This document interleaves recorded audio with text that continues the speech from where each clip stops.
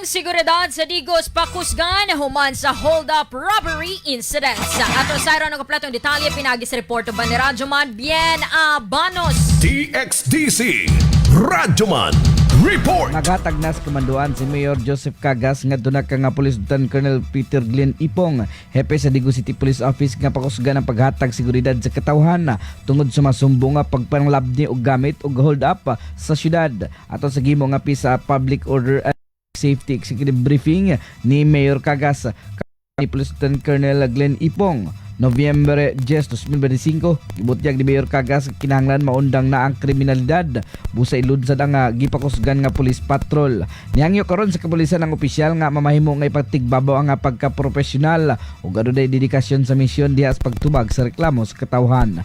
Naasahiran nga nakasinatis pipila ka mga krimen ang Digos City inabina sa reklamo nga hold up diin ang pinakawahing insidente mang pag-atake sa usa ka armadong suspect nga nakabonet nga nisulod sa iladong tindahan ug ginakit ang 10,000 pesos nga halin. Kasama mas batag serbisyo publiko. Radyoman na Bien Abanos. Tatak Armen.